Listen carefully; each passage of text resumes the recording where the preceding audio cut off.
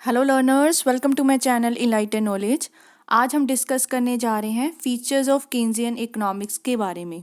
तो इस वीडियो को पूरा डिटेल में डिस्कस किया जाएगा। वीडियो शुरू करने से पहले आपको बता देती हूँ, आप टेलीग्राम चैनल ज्वाइन कर सकते हैं। वहाँ पर आपको हर एक वीडियो की PDF फाइल मिल जाएगी। साथ ही में फेसबुक पेज को भी लाइक कर दीजिएगा, लिंक आपको डिस्क्रिप्शन बॉक्स में मिल जाएगा। शुरू कर लेते हैं। तो जो आपके हम फीचर्स पढ़ने जा रहे हैं केन्जियन इकोनॉमिक्स के, तो इससे पहले बहुत सारे इकोनॉमिस्ट ऐसे आए थे जिन्होंने बताया है कि केन्स ने अपनी एक जो फेमस बुक है that is general theory of employment, interest and money, वो एक तरह का रेवोल्यूशन लेके आई थी। तो अलग अलग प्रोफेसर्स ने इनको अलग अलग नेम भी दिए थे। जैसे प्रोफेसर क्लाइन ने उनको बताया था ये केन्जियन रेवोल्यूशन है। प्रोफेसर हैरिस ने कहा था कि ये एक नई इकोनॉमिक्स है। तो इसी तरीके से मतलब केन्स बहुत ज़्यादा क्या है आपके इम्पॉर्टेंट हो जाते हैं कि क्या क्या इन्होंने फीचर्स दिए थे इकोनॉमिक्स के रिगार्डिंग। तो उन्हीं फीचर्स की हम लोग बात करने जा रहे हैं डिटेल में।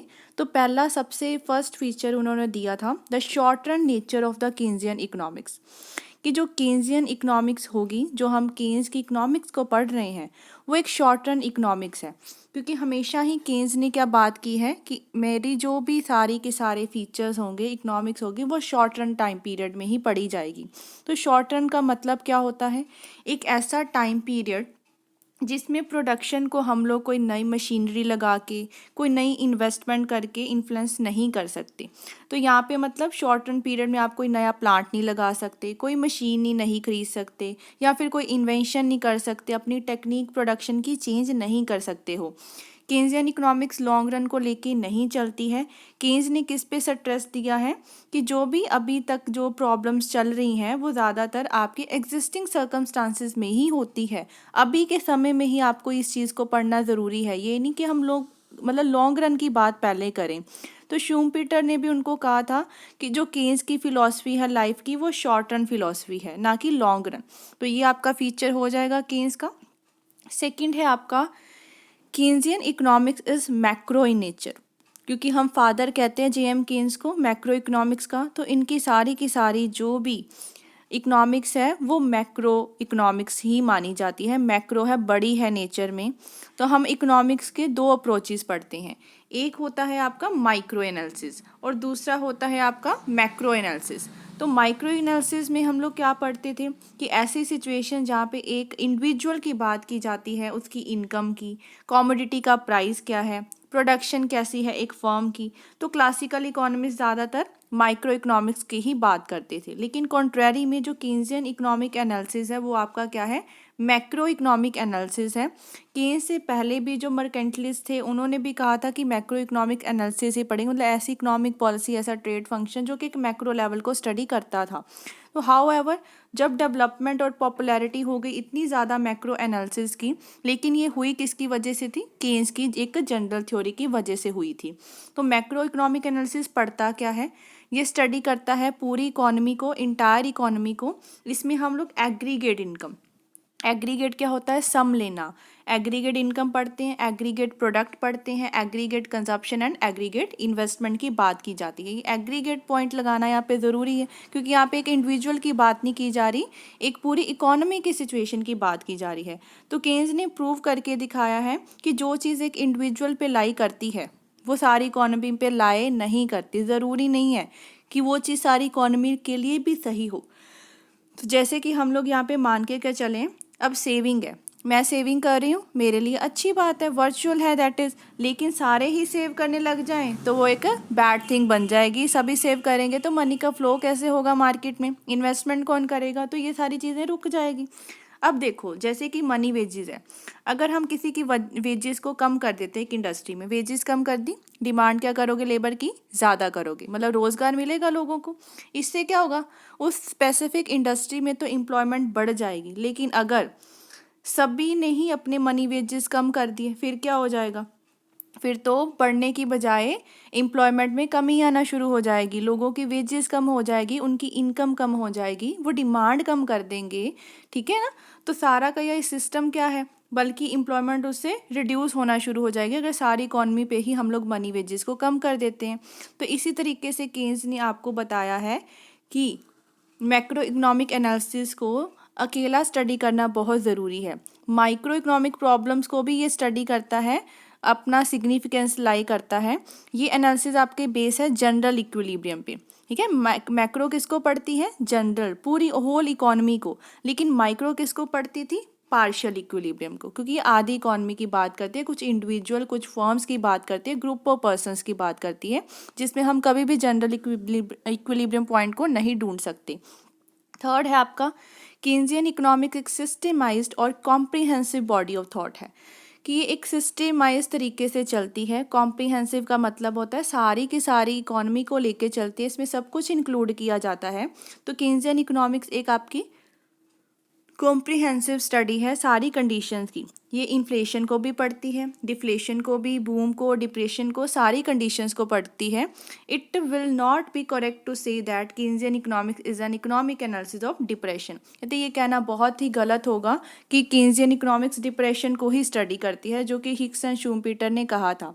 लेकिन केन्जियन इकोनॉमिक्स आपकी ऐसी इकोनॉमिक्स है, इसको डिप्रेशन की ही क्यों कहा जाता था? क्योंकि जब इनकी ये बुक रिलीज़ हुई थी वो स्पेसिफिकली डिप्रेशन के टाइम पीरियड पे थी, उसको लेके चली थी, क्योंकि ग्रेट डिप्रेशन आया था 1930 में।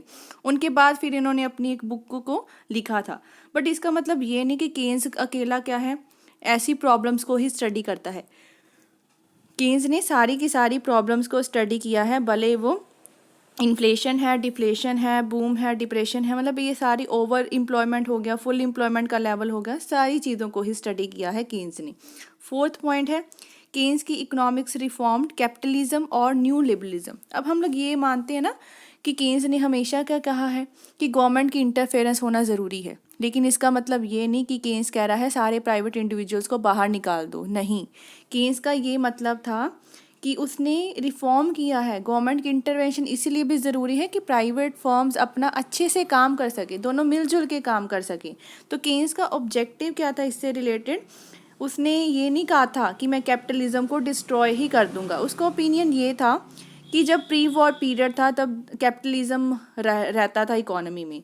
तब ना क्लासिकल इकोनॉमी से आपने देखा होगा, क्लासिकल वाले कहते थे कि कभी भी गवर्नमेंट इंटरफेयर नहीं करेगी। उन्होंने लेज़े फेरे पॉलिसी को अपनाया था। वो चीज़ कहना बहुत गलत है कि गवर्नमेंट इंटरफेयर करेगी ही नहीं। उसके विरोध में मतलब केन्स ने कहा था कि गवर्नमेंट को इंटरफेयर करना ही पड़ेगा। तो केन्स का जो फेवर था ना, वो ऐसा नहीं था कि वो गवर्नमेंट को ही सपोर्ट करता था। केन्स ने ये कहा था मैं दोनों को सपोर्ट करता हूँ, कि लेकिन कहीं ना कहीं गवर्नमेंट की आपकी इंटरफेरेंस ज़रूरी हो जाती है इकोनॉमी को स्टेबल करने के लिए। तो ये देखो, Keynes was very much in favour of various institutions of capitalism. जैसे केन्स सपोर्ट करता था इन चीज़ों को, प्राइवेट प्रॉपर्टी होनी चाहिए, फ्रीडम ऑफ चॉइस होनी चाहिए, प्रॉफिट मोटिव होना चाहिए, प्राइस मैकेनिज्म होना चाहिए। However he did not subscribe to the view of capitalism that the government should not interfere। लेकिन उसने ये ज़रूर कहा था कि पूरा कैपिटलिज्म नहीं होना चाहिए, ये नहीं होना चाहिए कि सरकार कभी आपके इंटरफेरेंस करेगी ही नहीं, गवर्नमेंट इंटरफेयर करेगी, क्योंकि कभी भी इकोनॉमी में अपने आप एडजस्टमेंट नहीं हो पाती है, ऐसी इकोनॉमिक फोर्सेस नहीं चलती है। तो केन्स ने स्ट्रांगली सपोर्ट किया था कि गवर्नमेंट इंटरवेंशन होगी आपके इकोनॉमिक स्फीयर में। तो केन्स ने सुजेस्ट किया था कि सोशलिज्म को लेके आना बहुत ज़रूरी है इन्वेस्टमेंट में, पब्लिक वर्क प्रोग्राम्स होने चाहिए, चीप मनी पॉलिसी होनी चाहिए। तो केन्स पूरा का पूरा सपोर्टर नहीं था स्टेट को रिलेटेड, कि कम्युनिज्म क्या होता है, पूरा स्टेट का ही कंट्रोल हो, वही उसको सारा कुछ करती है। कोलेक्टिविज्म पे भी वो सपोर्ट नहीं करता कि कुछ ग्रुप है पर्सनस के, वही सब कुछ संभाल के बैठे हैं, इसमें सपोर्ट नहीं करता था, बल्कि इसका क्रिटिक था। तो इसी वजह से उसने बस सजेशन दी थी कि गवर्नमेंट इंटरफेरेंस होनी चाहिए इकोनॉमिक सेक्टर में, ताकि जो प्राइवेट एंटरप्राइजेस है वो अच्छे से काम कर पाए। ठीक है, तो हम इसका क्रिटिक नहीं कह सकते केन्स को, कि वो कहता था कि दोनों ही काम करें, अच्छे तरीके से काम करें, सरकार को आना पड़ता है, क्योंकि कभी भी इकोनॉमी में अपने आप एडजस्टमेंट नहीं होती है। फिफ्थ पॉइंट है आपका केन्सियन की इकोनॉमिक्स क्या है, एक मॉनेटरी फिनोमिनन या मॉनेटरी इकोनॉमिक्स है। केन्सियन इकोनॉमिक्स ने ज़्यादा इंपॉर्टेंस दी थी, क्लासिकल इकोनॉमिक्स ने ज़्यादा किसको इंपॉर्टेंस दी थी, रियल फैक्टर्स को, मॉनेटरी फैक्टर्स को ज़्यादा इंपॉर्टेंस नहीं दी थी, क्योंकि वो क्या मानते थे, मनी का सिर्फ एक फंक्शन होता है, that is a medium of exchange. तो मनी को ना वो लोग सिर्फ मतलब हम लोग कह सकते हैं मीडियम ऑफ एक्सचेंज के तरीके से ही मानते थे। उन्होंने ये बताया था कि मनी एक तरह की क्या वेल है। मैरिली या वेल का मतलब क्या होता है, कॉमोडिटी ही लेके चले हैं मनी को, कि इसका कोई इफेक्ट नहीं पड़ेगा इकोनॉमिक कंडीशंस पे, इकोनॉमिक एक्टिविटीज़ पे। लेकिन केन्स इससे एग्री नहीं करता था। उसने क्या बताया कि मनी की बहुत ज़्यादा इंपॉर्टेंस होती है। अगर हमने कभी भी इनकम का, एम्प्लॉयमेंट का जो डिटर्मिनेशन करना हो, उसके अकॉर्डिंग जो रेट ऑफ इंटरेस्ट होता था, वो भी क्या करता था, डिमांड फॉर मनी और आपके सप्लाई ऑफ मनी को लेके एडजस्टमेंट करके ही नापा जाता है। इंक्रीज सप्लाई ऑफ मनी, अब सप्लाई ऑफ मनी मार्केट में बढ़ जाएगी, उससे रेट ऑफ इंटरेस्ट कम हो जाएगा। रेट ऑफ इंटरेस्ट कम हो गया तो इसका मतलब इन्वेस्टमेंट बढ़ जाएगी, इन्वेस्टमेंट बढ़ गई तो एम्प्लॉयमेंट भी बढ़ेगी और आउटपुट भी बढ़ जाएगी। तो ये होता है मॉनेटरी फिनोमिनन कि पैसा कैसे काम करता है आपकी इकोनॉमी में। Sixth point is Keynesian analysis क्या है, मेनली इंस्टीट्यूशनल है। इंस्टीट्यूशनल मतलब कुछ इन्वायरमेंट फैक्टर्स को लेके भी चलती है, कुछ ऐसे फैक्टर जो कि एक इंस्टीट्यूशन के लिए बहुत ज़रूरी हो जाते हैं। तो अनदर कैरेक्टरिस्टिक्स क्या है केन्जियन इकोनॉमिक्स की, that it is an institutional.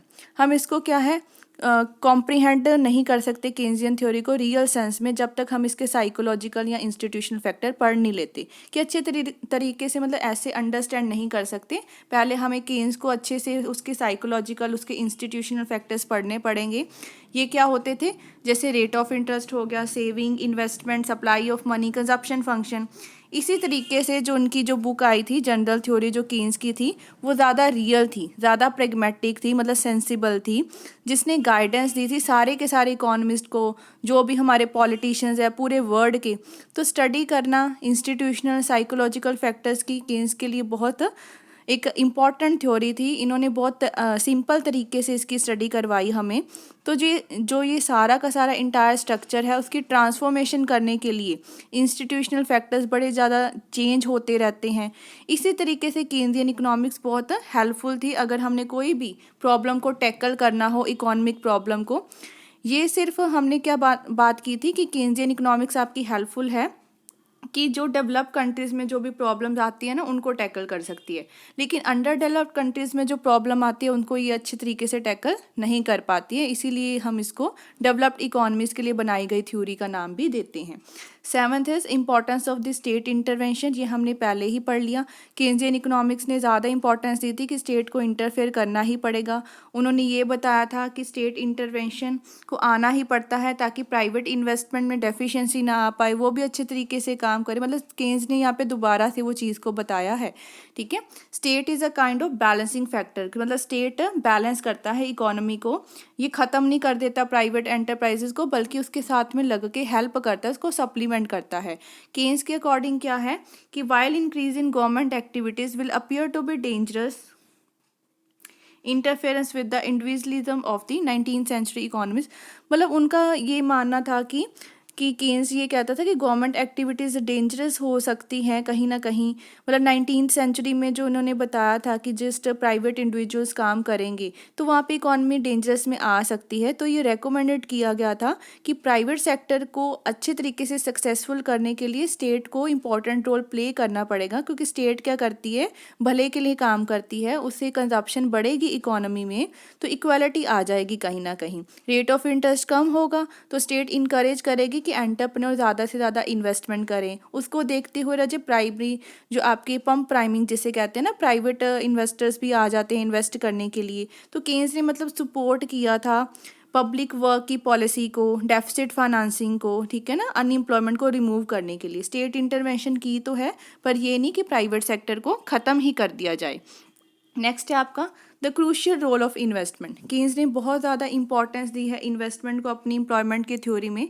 Investment से उनका मतलब क्या था कि स्टॉक को बढ़ा देना, कैपिटल एसेट्स को बढ़ा देना। शॉर्ट टर्म में जो कंजप्शन है वो एक सेम रेट से नहीं बढ़ती। हमने ये सारा पढ़ा हुआ है ना, इनकम बढ़ती है, कंजप्शन भी बढ़ती है, लेकिन सेम रेट से दोनों चीज़ें नहीं बढ़ती। तो कंजप्शन और इनकम में कहीं ना कहीं गैप आ जाता है, जिसको हम सेविंग भी कहते हैं। कॉन्सिक्वेंटली गैप आने की वजह से क्या लोग कंजप्शन कम करवा रहे हैं, डिमांड क्या हो जाएगी, कम हो जाएगी, और अनएम्प्लॉयमेंट रेट क्या है, बढ़ जाएगा। इसी गैप को रिड्यूस करने के लिए हमें एम्प्लॉयमेंट को बढ़ाना पड़ेगा, इन्वेस्टमेंट को बढ़ाना पड़ेगा, ठीक है, ताकि सभी को रोज़गार मिल सके। नाइन्थ इज आपका कंपैरेटिव स्टैटिक एनालिसिस। अगर हमने इकोनॉमिक एनालिसिस को स्टडी करना है तो उसके 3 वाइडली मेन प्रेफरेंसेस होते हैं। पहला है आपका स्टैटिक, सेकंड है कंपैरेटिव स्टैटिक और तीसरा है आपका डायनामिक स्टैटिक एनालिसिस। ये स्टडी क्या करते हैं कि इक्विलिब्रियम पॉइंट कैसे आता है आपके इकोनॉमिक वेरिएबल्स के बीच में। इन एनालिसिस में हम लोग बाकी सारे वेरिएबल्स को कांस्टेंट मानते हैं। तो कंपैरेटिव स्टैटिक एनालिसिस है जो वो मतलब इन्वॉल्व्स क्या करता है कि जब हम ना नए वाले इक्विलिब्रियम पॉइंट को पुराने वाले इक्विलिब्रियम पॉइंट से कंपेयर करते हैं। कंपैरेटिव का मतलब ही कंपेयर होता है। तो किस तरीके से जो इकोनॉमिक एनालिसिस है केन्स ने इसको डिस्कस किया है, तो ये एक बहुत अनसर्टेन सा क्वेश्चन हो जाता है, क्योंकि कुछ इकोनॉमिस्ट तो ये मानते थे, जैसे आगे दिया हुआ है कि शूम्पेटर और हैरड मानते थे कि केन्जियन की इकोनॉमिक्स क्या है, स्टैटिक एनालिसिस है, क्योंकि केन्स ने बस रिलेशनशिप बताई है इनकम और आउटपुट के बीच में। उसने कुछ नहीं बताया कि रेट ऑफ ग्रोथ क्या होगा, एक्सेलरेशन क्या होगी। लेकिन प्रोफेसर हैंसन क्या कहते कि केन्जियन का एनालिसिस क्या है, कंपैरेटिव स्टैटिक है, क्योंकि ये कंपेयर करता है एक इक्विलिब्रियम पॉइंट को दूसरे इक्विलिब्रियम पॉइंट से। लेकिन प्रोफेसर हिक्स क्या कहते, ये डायनामिक एनालिसिस है, क्योंकि केन्स ने एक्सपेक्टेशंस को भी लिया है कि आगे आने वाले समय में क्या होने वाला है। डायनामिक चीज़ लिया, चेंजेस आते रहते हैं जिसमें। तो दीज एक्सपेक्टेशंस डू अफेक्ट, ये एक्सपेक्टेशंस क्या करेगी, आपकी इन्वेस्टमेंट, लिक्विड मनी मल्टीप्लायर को इफेक्ट करेगी। तो शॉर्ट में हम क्या कह सकते हैं, अलग अलग देखो इकोनॉमिस्ट का अलग अलग व्यू पॉइंट है। शॉर्ट में कह सकते हैं कि केन्जियन ने सारा कुछ ही लिया, स्टैटिक भी लिया और डायनामिक एनालिसिस को भी लिया, दोनों तरीके ही इसने एक्सप्लेन किए हैं। 10th वन है a theory of the shifting equilibrium. Keynes से पहले जो क्लासिकल इकोनॉमिस्ट थे वो क्या मानते थे, इक्विलिब्रियम पॉइंट कहाँ पे होता है, जहाँ पे फुल एम्प्लॉयमेंट पाई जाती है इकोनॉमी में। यही चीज़ हम बार बार पढ़ते हैं ना। लेकिन क्लासिकल इकोनॉमिस्ट का ये इक्विलिब्रियम पॉइंट का स्टेशनरी है, एक जगह रुक जाता है। केन्स ने क्या बताया कि इक्विलिब्रियम ऐसी सिचुएशन होती है जहाँ पे एग्रीगेट डिमांड किसके बराबर हो जाती है, एग्रीगेट सप्लाई के, और ज़रूरी नहीं कि फुल एम्प्लॉयमेंट पे ही आए। वो कहता है 3 सिचुएशंस होती हैं। पहला है फुल एम्प्लॉयमेंट, दूसरा है लेस देन फुल एम्प्लॉयमेंट, तीसरा है ओवर फुल एम्प्लॉयमेंट। तीनों में ही इक्विलिब्रियम पॉइंट देखा जा सकता है। तो केन्सियन की थ्योरी का इक्विलिब्रियम पॉइंट क्या है, theory of the shifting equilibrium, क्योंकि केन्स ही ऐसा इकोनॉमिस्ट था जिन्होंने बताया है कि अंडर एम्प्लॉयमेंट इक्विलिब्रियम ज़्यादा रियलिस्टिक होता है फुल एम्प्लॉयमेंट। ज़रूरी नहीं कि फुल एम्प्लॉयमेंट पे ही इक्विलिब्रियम पॉइंट आएगा, जहाँ पे फुल एम्प्लॉयमेंट नहीं भी पाया जाता वहाँ पे भी इक्विलिब्रियम पॉइंट देखा जा सकता है। 11th है आपका role of expectations in the economy. तो केन्सियन की इकोनॉमिक्स क्या है, ग्रेट इन्फ्लुएंसेस करती है कि इन्वेस्ट मतलब आपकी एक्सपेक्टेशंस होती है ना इकोनॉमी में, इन्वेस्टमेंट करना है, मल्टीप्लायर इफेक्ट है, या लिक्विडिटी प्रेफरेंस हो गया। तो ये सारी की सारी चीज़ें किस पे निर्भर करती हैं, एक्सपेक्टेशंस पे। एक्सपेक्टेशंस का मतलब क्या होता है, आने वाले समय में आपको कितना प्रॉफिट होने वाला है फ्यूचर में। अब हमें ये पता है कि इन्वेस्टमेंट किस पे डिपेंड करती है, एमईसी पे। तो and this efficiency of capital किस पे डिपेंड करती है कि आने वाले फ्यूचर में प्रॉफिट क्या होने वाला है। अगर तो एंटरप्रेन्योर बहुत आशावादी है, ऑप्टिमिस्टिक है फ्यूचर को लेके, वो इन्वेस्टमेंट करेगा, अदरवाइज नहीं करेगा। वैसे ही जो कंसेप्ट था लिक्विडिटी प्रेफरेंस का, वो भी डिपेंड करता है एक्सपेक्टेशंस पे। लोग अपने हाथ में कितना पैसा कैश में रखते हैं, ठीक है, आगे कितना पैसा लेके जाते हैं, फ्लो में करते हैं मार्केट में। तो in the form of liquid, ये भी किस पे डिपेंड करता है, फ्यूचर के रेट ऑफ इंटरेस्ट क्या होने वाला है। इसीलिए हम कहते हैं कि केन्जियन इकोनॉमिक एनालिसिस में एक्सपेक्टेशंस का बहुत बड़ा रोल होता है। यही रीज़न है कि केन्जियन इकोनॉमिक्स को हम लोग ज़्यादा डायनामिक मानते हैं, कि चेंजेस को लेके चलता है।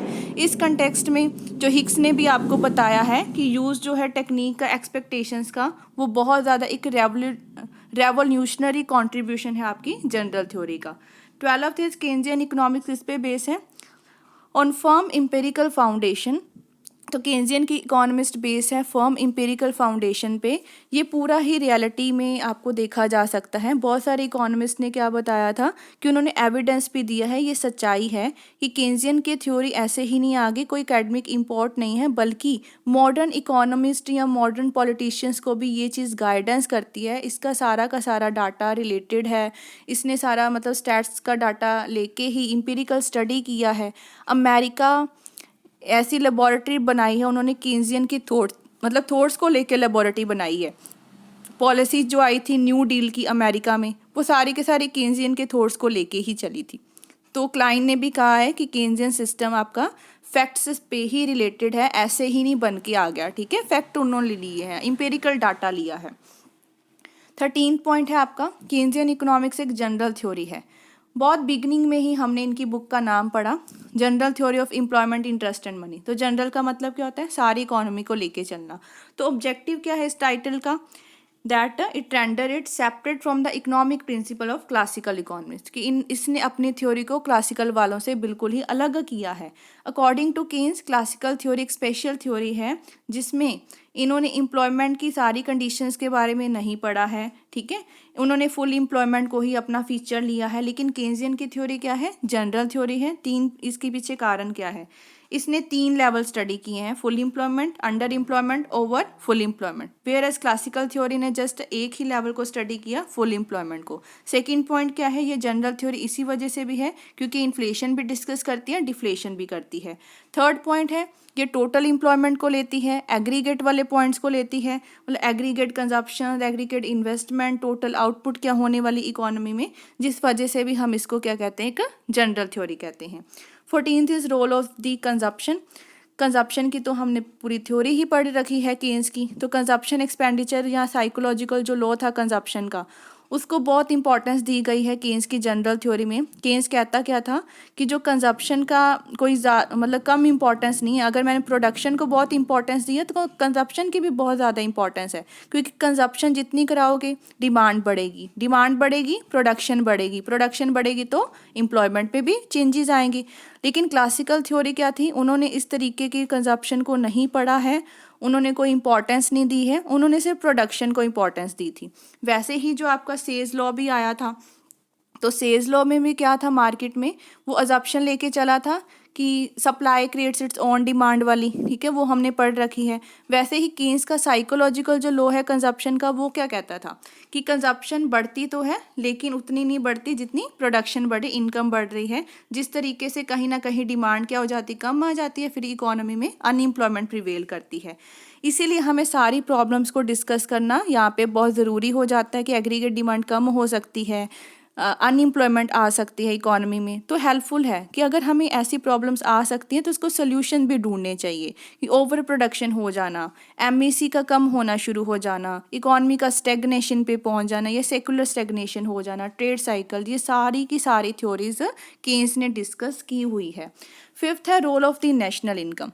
केन्स ने अपनी जनरल थ्योरी में नेशनल इनकम को भी बहुत इंपॉर्टेंस दी थी। इकोनॉमिस्ट जो केन्स से पहले थे वो क्या बताते थे, by changing the quantity of money and rate of interest economic activities को कंट्रोल किया जा सकता है अगर हम क्वांटिटी मनी की या रेट ऑफ इंटरेस्ट को चेंज करेंगे। They did not attach much significance to the national income, लेकिन नेशनल इनकम को ज़्यादा उन्होंने सिग्निफिकेंस नहीं दिया। लेकिन केन्स क्या कहता है कि नेशनल इनकम को सिग्निफिकेंस देना ज़रूरी है, जैसे national output, employment, economic activities, ये सारी स्टडी नहीं की गई है। नेशनल इनकम की वजह से ही हम इन चीज़ों को स्टडी कर पाएंगे। 16th है आपका last point, role of the liquidity preference. Keynes ने अपनी जनरल थ्योरी में लिक्विडिटी प्रेफरेंस क्या होता है, डिमांड फॉर मनी, इसको भी बहुत इंपॉर्टेंट रोल दिया है। उनके अकॉर्डिंग जो रेट ऑफ इंटरेस्ट है वो किस पे डिपेंड करता है कि कितना पैसा आप लोग स्पेकुलेटिव मोटिव मतलब investment purpose point of view से लगाने वाले हो। जितनी ज़्यादा लिक्विडिटी प्रेफरेंस होगी, मतलब डिमांड फॉर मनी जितनी ज़्यादा होगी, रेट ऑफ इंटरेस्ट बढ़ेगा। अब रेट ऑफ इंटरेस्ट बढ़ेगा, इन्वेस्टमेंट क्या हो जाएगी, कम हो जाएगी। इन्वेस्टमेंट कम होगी तो ये इससे बेरोज़गारी पैदा हो सकती है। तो इकोनॉमिस्ट जो कि केन्स से पहले थे उन्होंने बताया था कि इंटरेस्ट किसका रिवॉर्ड होता है, एब्सटेनेंस का। मतलब हमने किसी पे कोई पैसा जमा करके रखा है, उसको आगे इन्वेस्ट किया है, जिससे पैसा आगे आ रहा है, इंटरेस्ट बनता है। लेकिन केन्स क्या कहता, ये रिवार्ड होता है पार्टिंग विद द लिक्विडिटी, कि आप लोग अपनी पैसे का कितना हेल्पफुल ले रहे हो, डिमांड कितनी करवा रहे हो मनी की। तो अगर जितना आप लिक्विडिटी से पार्ट अप करोगे उतना ही रिवार्ड आपको ज़्यादा मिलेगा। तो केन्स के ये सारे व्यू पॉइंट थे जिन्होंने थ्योरी ऑफ एम्प्लॉयमेंट में भी बहुत ज़्यादा नज़र डाली है, उस पर भी उसका बहुत डीप इम्पैक्ट पड़ता है। तो ये सारे आपके केन्स इकोनॉमिक्स के फीचर हैं। टोटल 16 पॉइंट्स दे रखे हैं। तो मतलब केन्स ने आपको बहुत सारी थ्योरीज दी है जो कि इकोनॉमी के लिए बहुत इंपॉर्टेंट थ्योरीज है। तो कोई कन्फ्यूज़न हो आप मुझे कमेंट सेक्शन में पूछ सकते हो। वीडियो हेल्पफुल लगी हो चैनल को ज़रूर सब्सक्राइब कीजिए, like share and comment and press the bell icon, ताकि हर वीडियो की नोटिफिकेशन आपको टाइम टू टाइम मिलती रहे। Thank you.